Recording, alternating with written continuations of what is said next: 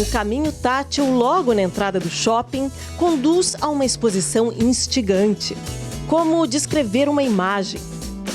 Como imaginar a imagem que é descrita em gestos? O som ajuda a identificar o que a falta de foco esconde? O que você vê? Dá para dizer que é uma experiência, ou uma experiência constituída de várias experiências, que são pequenas provocações. São obras que têm como pano de fundo a fotografia. Eu sou um fotógrafo, mas as fotografias aqui são um pretexto para você entrar em outras histórias, em outras camadas de lidar com acessibilidade. A partir da obra de arte, acho que é mais fácil a gente se colocar no lugar do outro do que só perguntar para alguém, né? Como é que tu te locomove, como é que tu consegue, enfim, te orientar, né, dentro da cidade ou da casa, ou enfim, dentro de um shopping também, né? Em vez de só fazer esse tipo de encontro, de questionamento, a obra de arte acho que tem esse poder, né, de colocar as pessoas em contato e fazer elas refletirem, né? Essa reflexão é provocada através da interação. Toda a estação da mostra é um desafio. Fazer a audiodescrição de uma imagem, por exemplo. A contribuição de cada visitante ajuda o Paulo, o monitor que é cego, a ver a fotografia. Consegue descrever pra gente aquela imagem? Uns vão só pelo que vê, né? Olha ali, eu vi um gato, eu vi uma porta, eu vi uma parede, ponto. E outros vão mais além, sim. Eu vejo uma casa que pode ser acolhedora, pessoas religiosas, né, que tem fé, que tem esperança, né. Então uns vão muito pelo sentimento e outros vão pela questão mesmo do olhar mesmo, da visão, e outros vão naquela olhar mais da alma, assim, mais profundo, né. Eu vejo essa distinção bem clara ali nas descrições, né. Se complementam as duas descrições. Exatamente, com certeza. Stephanie e Nathalie aprenderam a escrever em braille e se sentiram mais próximas do cotidiano do monitor. O que achaste dessa experiência? Eu acho muito legal, porque a gente está passando por uma situação que eles passam todo dia. É verdade. É legal ter essa experiência? É, muito legal. Porque a gente se colocar no lugar do outro também, né? E perceber que a gente também tem que fazer alguma coisa às vezes, sabe? E não só ficar parado e ver que pode acontecer também com a gente também alguma hora. As pessoas vêm realmente com interesse de querer saber, de se inteirar, como é que funciona o braille, como é que funciona a Libras, né? Essa quebra de gelo, né? Geralmente as pessoas não sabem como chegar em mim, porque eu tenho uma deficiência visual, né? Agora aqui é diferente, eu chego nelas.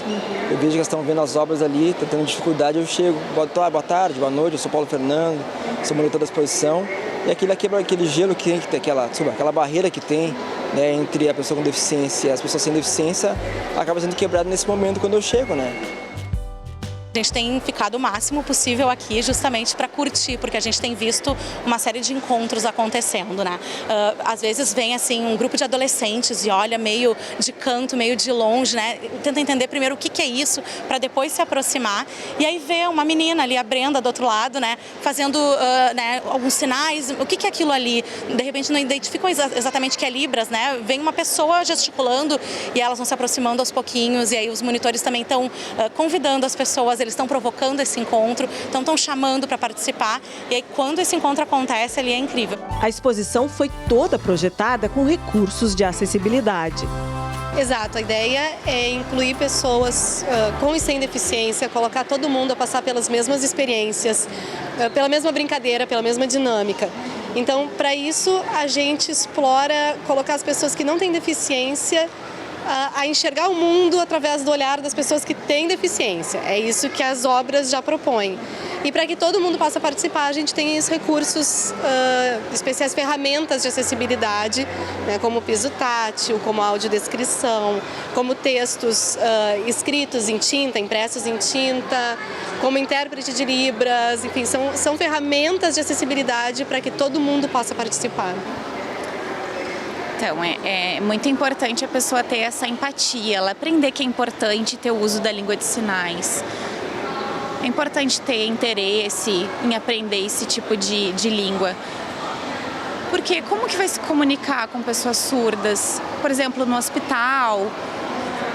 É um direito de todo cidadão ter esse tipo de atendimento. E o surdo fica feliz, né? Se sente contemplado com essa atenção. Então é muito importante a comunicação e ter essa empatia da necessidade disso. Qual é a dificuldade do surdo? Existem dificuldades, sim. E com a arte como mediadora, inclusão ganha um novo significado. A gente vive num mundo e os outros é que tem que ser incluídos.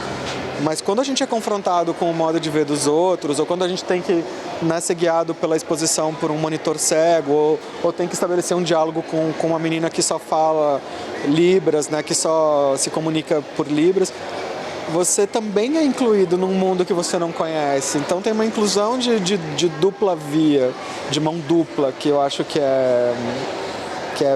acho que é uma das coisas mais bonitas da exposição, assim. Sim, exatamente, é verdade, eu concordo com isso. É uma troca de experiências. Que às vezes os ouvintes também ficam curiosos em saber essa comunicação de língua de sinais, ou também o braille, como que funcionam as letras ali no braille. As pessoas acham difícil isso. Também com a língua de sinais é a mesma coisa. As pessoas estão gostando bastante dessa troca.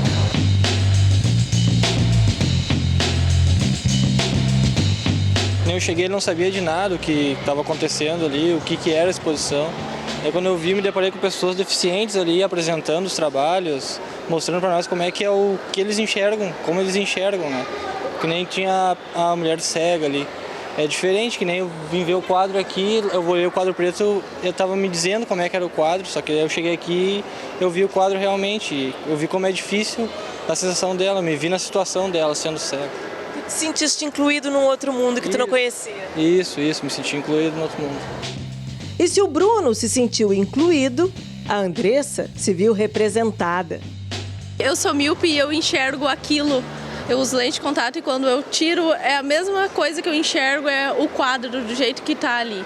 Uma imagem meio fora do foco. Isso, é exatamente daquele jeito. E aí os sons te ajudam a compor o quadro? Sim. Tu usa esse recurso do som? Consegui entender direitinho o lugar que era. Não é fácil, né? Imagina, eu já tenho pouca visão e eu ainda tenho recursos para poder enxergar melhor. E tem gente que não tem isso, né? Que não tem essa possibilidade. Então, é muito interessante. A parte humana é a parte mais importante. Assim, o calcanhar de Aquiles da questão da falta de acessibilidade, sabe? Então, quando a gente consegue que as pessoas consigam interagir, a gente começa a mudar o mundo.